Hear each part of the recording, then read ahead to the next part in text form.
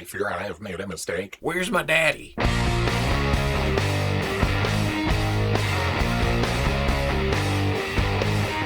Okay people, welcome back to another Fwoosh review. Today we're taking a look at the S.H. Figuarts Star Wars The Mandalorian IG-11. Can you tell I'm excited? Been waiting for this for a while, not just in the sense of Bandai giving us this exact figure, but an IG unit that is worthy for the shelf in general. The Black Series IG-88 that was then reused for the Black Series IG-11, it was always kinda small and thin and short and tiny. It's not as imposing as I've built up IG-88 and then 11 in my head. But right off the bat, this is an exclusive, so it may be hard to get at this point, and we usually have to go through the third-party sites. I had a bit of trouble with Nippon-Yasan, who I've always used for these, so I decided to go with Nin Games this time, and whoa, I got the shipping notice yesterday morning. It said it should show up Friday.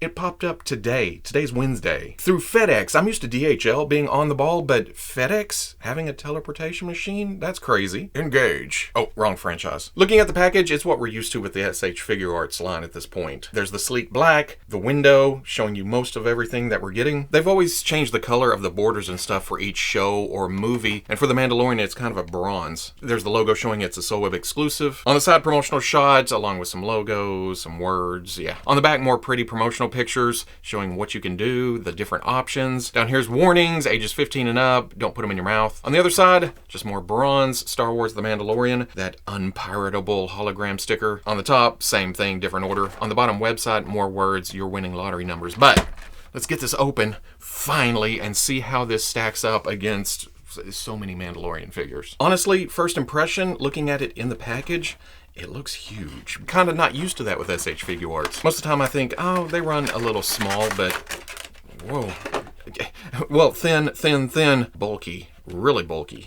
Little itty bitty backdrop and some instructions. Uh-oh, that's never good. Warning, delicate. Oh, the head can spin in 3 directions. Or these two are attached and the middle spins. Hand options, gun options. To put the bandolier on or the pouch, you gotta take the arms and head off? Which makes sense. And then, of course, the initiating self-destruct. Oh, it's so good! Which is nice because the last few S.H. Figuarts releases, I haven't liked them as much as I'm used to liking Figuarts. They were good figures, but they bugged me. They were fiddly and over-engineered. Here, they kind of backed away from all that, where it almost feels like it should be over-engineered because it's a big droid. They didn't go as far as I thought they would, but they went plenty, if that makes any sense. And looking at the sculpt itself, oh man, they pretty much nailed IG-11. Has all these mechanical bits, and it looks like rubber coverings on the elbows, and these pipe things around the torso. Details sticking off the back of the arms, down to the hands that are different than what we were used to with IG-88. The metal coverings for probably more intricate circuitry underneath, but then the mechanical parts poking out from under there. There's tubes running around the legs, but they are rubbery. I haven't had a single problem with those yet. The metallic sheen coming down to the feet, and I say metallic sheen, there's different colors used. Right here, it's a brighter silver on these, whatever these are, around the abdomen. Copperish, bronzish color around the shoulders, as it should be. That also hits around back, too, on the shoulder blades. I'm calling all these parts by human anatomy, but it fits. But then overall, it has this dirtiness, this gunkiness that is oh so Mandalorian. This world is down and dirty, and they brought that across perfectly here. Some wear and some tear and some oil. Where'd it go? Like here, like there was some maintenance done at some point, and oil or whatever, lubricant. It's dirtier in places. Under the bandolier, you can see even more intricate detail. It has more piping. That is not rubbery. That's actually part of the plastic coming around. And very, very fine detail all the way around, to the point where you look at it and you think, oh, that's fragile. You don't want to touch it, and you don't want to push on it. But I've been grabbing it and moving it around and pulling parts off. I haven't felt like it's going to break. Usually I'm kind of, it says some parts are delicate, so I'm treating it as such. Out of the package, the bandolier was like this, kind of floating above the shoulders. That's because it likes to get caught back here on top of whatever the hell this thing is. And at first I had to stretch it a bit, but as I've messed with it, the bandolier's kind of formed to the shape to go down over that whatever thing. So you get it down there, and then it sits down on the shoulders and looks fantastic. And that's fairly plain, just like in the show, with some silver cartridges on the front and a little bit of seam work or rivets to hold it together in the back like it was actually manufactured. And then up at the head, I don't know what's going on with the light here. Something is reflecting oddly. But for a bucket head, Tin Man thing on top, there is a little personality here. Or maybe I'm projecting what we know from the show onto the figure. Either way, it works. The two eyes were crooked out of the package, and at first I kind of eased it up, but that's one of those delicate parts because that's a separate piece. You can see them kind of hanging off just this plastic ring. So I didn't want to push too hard, but as it's been out of the package, it's evened out with the other one, so it looks much better. And then they bring in some red right here on the lights on the forehead. That travels around to the back right here. But as we'll see in a minute, that can also be the front, or that can be the side, or the back, or whatever you want to do there. And even though I've been messing with this for a bit, I'm still finding details that I've missed. Hell, I just found articulation that I missed completely. It's just so intricate in places, it's crazy. Now, like I said, the ribs right here are supposed to simulate a rubbery substance to cover up the joints, and we actually see that on the Black Series. With this, Bandai just said to hell with that, and they grooved it on the joint itself. So it breaks up when you bring it up, but I don't have to worry about that breaking down like I've also seen with the Black Series. Same thing at the knee. It's almost seamless in neutral position, but as soon as you bend it, you can see that bottom ring go with the joint, but I don't care.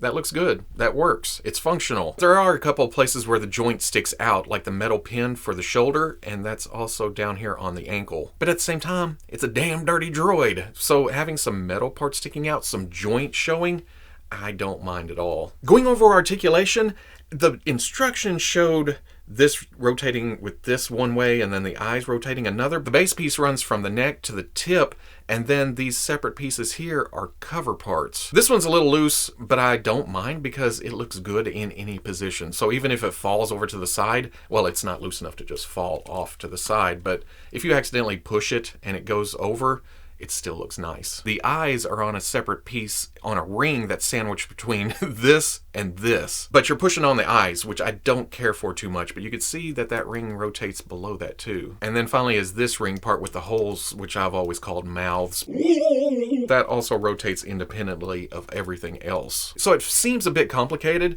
but at the same time, it's a bunch of metal bits that look good in any direction. You can replicate any look you want from the show, but most of the time I've just been pushing to the side or around to the back or rotating around. It's fun. Below that, the whole head also rotates on a pin, and that is set up on a hinge inside the body. So you can look up and then down. And like I talked about, that pin is for a hinge at the shoulder that comes up slightly past 90, rotates all the way around. And with that pinned all the way through, you can't rotate it in a direction where it's going to block articulation. It's always going to hinge to the direction of that cap. Right below the shoulder is a swivel. Elbow hinges up to slightly past 90. There's a hinge at the wrist that goes all the way down, all the way up, and then the hand rotates past that hinge. Mid-torso, right in there, is a swivel that turns, but the bandolier holds it in place if you're not rotating it with the waist. Because you can see the cut for the swivel right there too. That turns all the way around. Get to the hip, it's the most disappointing, but at the same time, the IG-11 usually just walks around. There's a ball coming out to the top of the leg, and with that,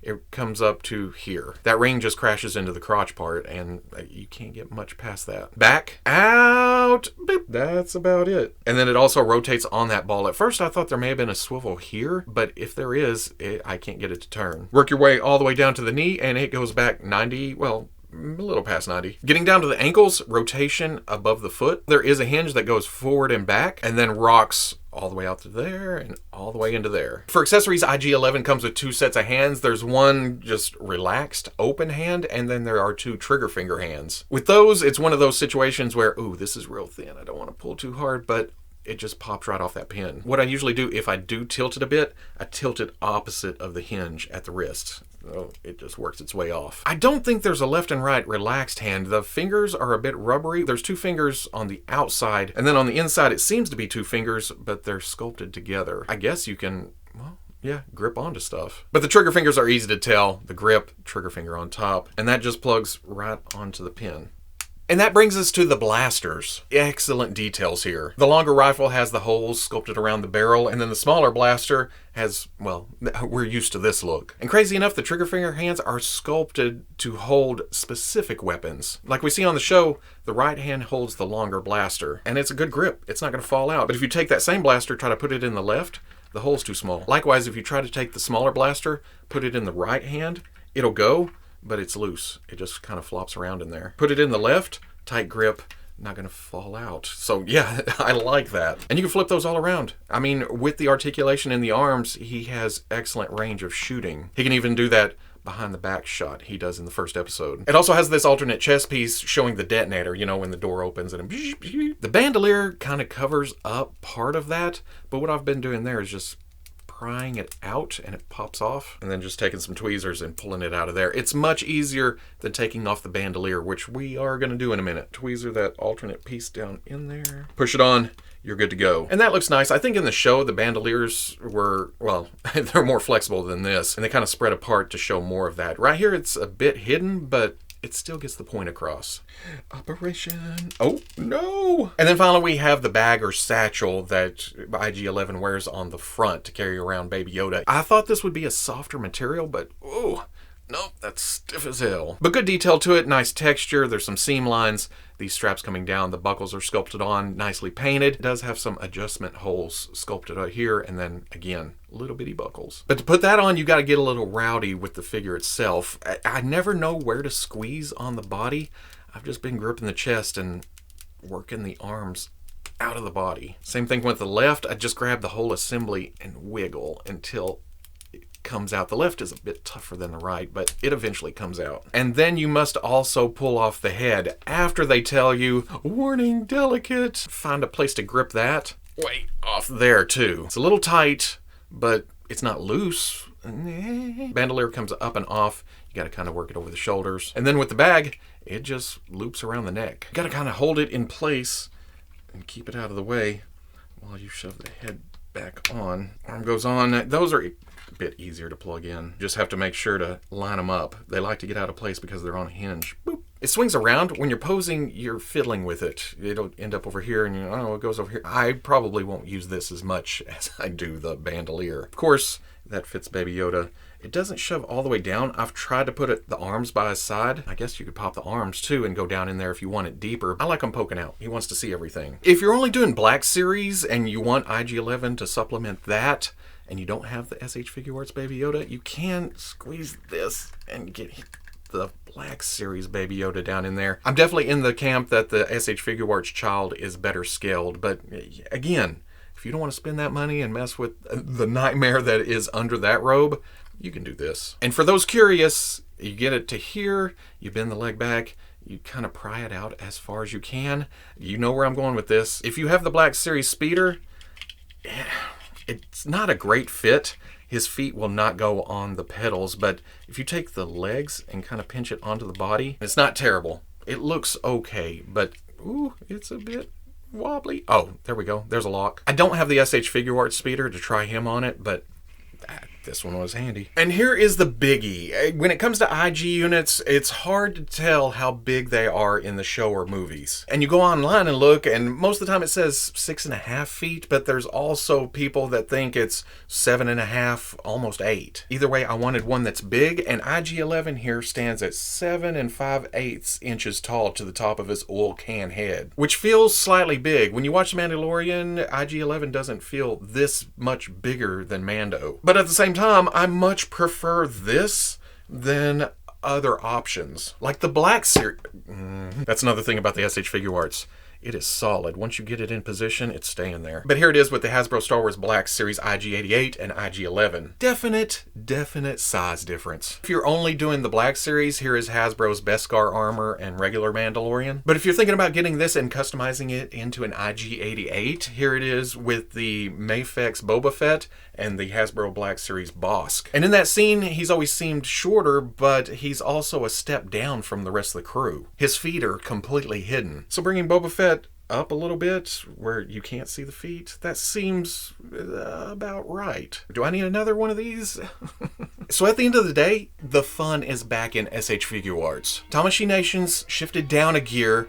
They didn't overcomplicate this thing. Well, okay, they complicated it in the detail department where it should be. The fine little intricate sculpting, that is much appreciated. But when it comes to the engineering, they said, hey, keep it simple, stupid. And I feel like this figure benefited from that. I kind of expected a hinge or a ball in the mid-torso to get a little bit more range, and the hips are slightly disappointing. But at the same time, again, this is a big clunky robot. Well, in my head, I think of it as a big clunky robot, but as the Mandalorian proved, this thing can do some ass whooping too. Mostly from the point of being able to see and shoot in all directions, not at the same time, but pretty close. For years after the original trilogy, we thought, oh, IG-88, he's not much of a threat. What's he gonna do? Just kind of...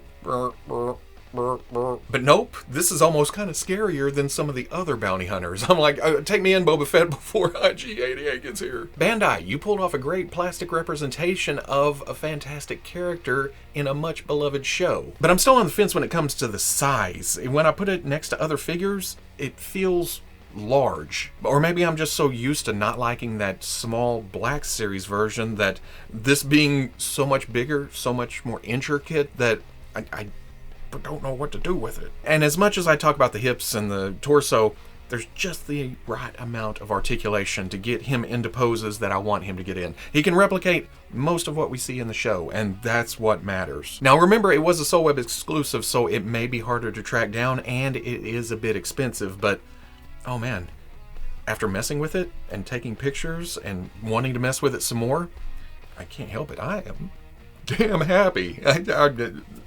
Yeah. So if you enjoyed the review, comment, like, subscribe. Much love to the plus if you're interested in seeing videos early or just in a position to help out the channel. Patreon.com. But wherever you may be watching this, I'll always catch you on the Fwoosh. Yeah, the more I've messed around with this and the more I articulate it and pull arms and pull heads and move stuff around, it may look fragile and delicate, but I haven't had a problem with it at all. Yeah, it's pretty durable.